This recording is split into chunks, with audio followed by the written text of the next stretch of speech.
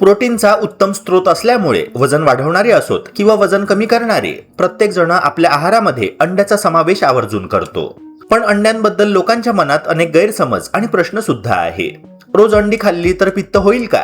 हृदयरोग किंवा कोलेस्ट्रॉल असलेल्या लोकांनी अंड्याचा पिवळा भाग खावा की नाही? किंवा अंडी खाल्ल्यावर लगेच दूध प्यायलं तर काय होतं? असे अनेक प्रश्न तुम्हालाही पडले असतील.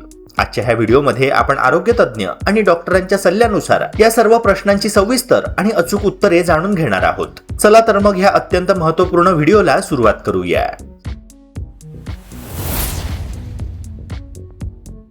जेव्हा तुम्ही सलग 30 दिवस दररोज आहारामध्ये 1 किंवा 2 अंड्यांचा समावेश करता, तेव्हा शरीराला दररोज उच्च दर्जाचे प्रोटीन, आवश्यक amino acids, vitamin B12, vitamin D, selenium आणि इतर महत्त्वाचे पोषक घटक नियमितपणे मिळू लागतात.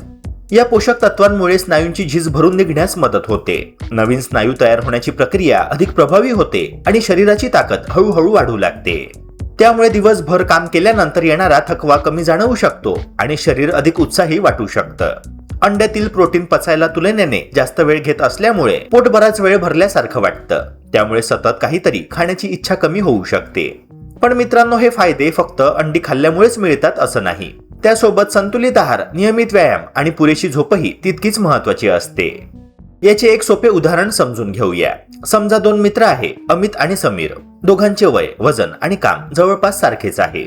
अमित दररोज सकाळच्या नाश्त्यात उकडलेले 2 अंडे, फळे आणि थोडे धान्य खातो, तर समीर नाश्ता टाळतो किंवा फक्त बिस्किटे आणि चहा घेतो.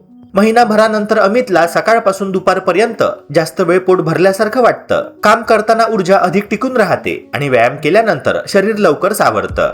दुसरीकडे समीरला मध्येच भूक लागणे, गोड पदार्थ खाण्याची इच्छा होणे किंवा थकवा जाणवणे अधिक शक्य असतं. मित्रांनो, अर्थातच हा फरक केवळ अंड्यांमुळेच नाही तर एकूणच पौष्टिक आहारामुळे निर्माण होतो. परंतु अंडी हा त्या संतुलित आहाराचा अतिशय पोषक आणि प्रभावी भाग ठरू शकतो. सलग 30 दिवस अंडी खाल्ल्याने काही लोकांना केस, त्वचा आणि नखांच्या आरोग्यातही सुधारणा जाणवू शकते. कारण अंड्यांमध्ये बायोटिनसह अनेक बी समूहातील जीवनसत्वे आणि प्रथिने असतात, जी ह्या ऊतींच्या सामान्य वाढींसाठी महत्त्वाची असतात. अंड्यातील कोलिन हे पोषक तत्व मेंदू आणि मज्जासंस्थेच्या सामान्य कार्यासाठी आवश्यक असून स्मरणशक्ती आणि एकाग्रतेला आधार देते. तसेच अंड्यातील ल्युटेन आणि झेंथॅक्सिन हे अँटीऑक्सिडंट्स डोळ्यांच्या आरोग्यासाठी उपयुक्त मानले जातात. पण मित्रांनो, अंडी ही जादुई औषध नाही. जर एखाद्या व्यक्तीला अंड्याची ॲलर्जी असेल, डॉक्टरांनी अंड्यांबाबत विशिष्ट निर्बंध दिले असतील किंवा काही वैद्यकीय कारणांमुळे वेगळा आहार आवश्यक असेल, तर डॉक्टर किंवा आहार तज्ज्ञांचा सल्ला घेऊनच तुम्ही अंड्यांचे सेवन करायला हवे. योग्य प्रमाणात आणि संतुलित आहाराचा भाग म्हणून अंडी खाल्ल्यास 1 महिन्यानंतर शरीर अधिक तंदुरुस्त, ऊर्जावान आणि पोषणदृष्ट्या सक्षम वाटण्यास मदत होऊ शकते.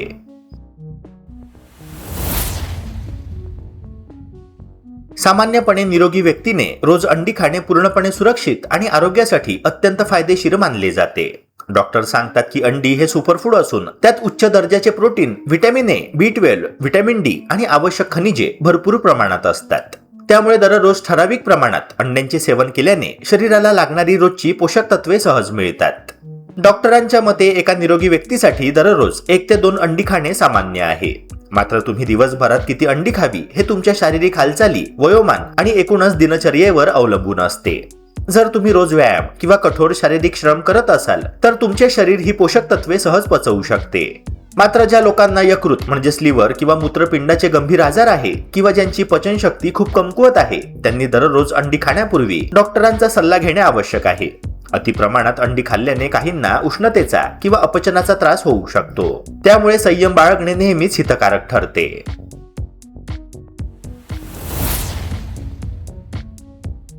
अनेक वर्षांपासून असा समज प्रचलित आहे की रक्तातील कोलेस्ट्रॉल वाढले असेल तर अंडी पूर्णपणे बंद करावी लागतात.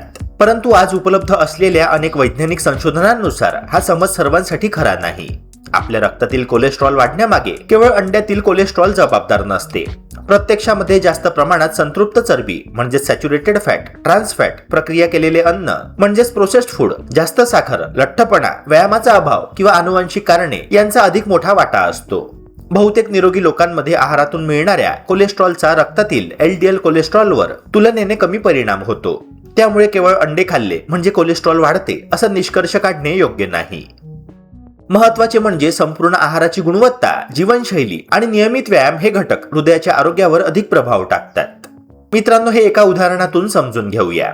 समजा दोन व्यक्ती आहे. पहिली व्यक्ती रोज सकाळी 2 उकडलेली अंडी, फळे, भाज्या आणि संपूर्ण धान्याचा नाश्ता करते. तसेच दररोज चालणे किंवा व्यायाम देखील करते. दुसरी व्यक्ती मात्र अंडी खात नाही, पण रोज समोसे, पिझ्झा, बर्गर, बेकरी पदार्थ, तळलेले स्नॅक्स आणि साखरयुक्त पेये नियमितपणे घेते. अशा परिस्थितीत दुसऱ्या व्यक्तीचा कोलेस्ट्रॉल आणि हृदयविकाराचा धोका अधिक वाढण्याची शक्यता असते, जरी ती अंडी खात नसली तरीही. यावरून हे स्पष्ट होतं की फक्त अंड्यांकडे बोट दाखवण्यापेक्षा संपूर्ण आहार आणि जीवनशैलीकडे लक्ष देणे अधिक आवश्यक आहे. त्यामुळे बहुतेक लोकांसाठी संतुलित आहाराचा भाग म्हणून योग्य प्रमाणात अंडी खाणे सुरक्षित असू शकते. पण ह्याचा अर्थ असा नाही की प्रत्येकाने अमर्यादित अंडी खावी.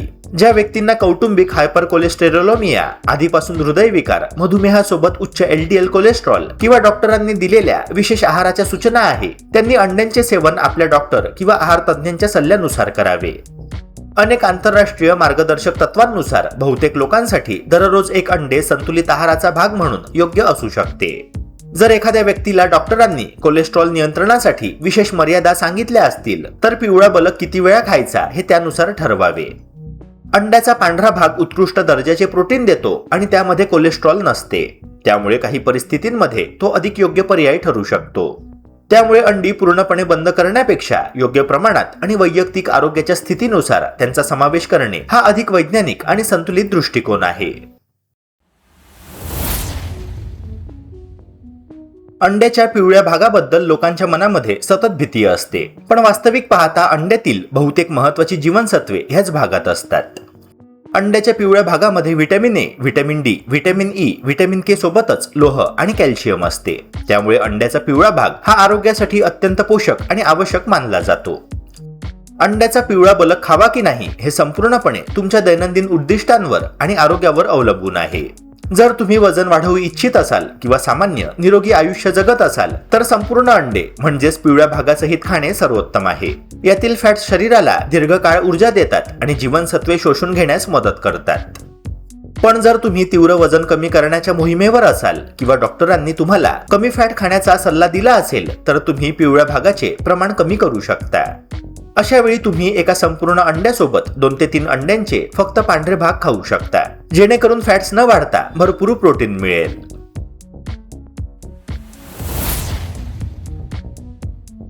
अंडी खाल्ल्यावर दूध पिऊ नये, नाहीतर त्वचेवर पांढरे डाग पडतात किंवा त्वचा विकार होतात, असा समज आपल्या समाजात अनेक वर्षांपासून ऐकायला मिळतो.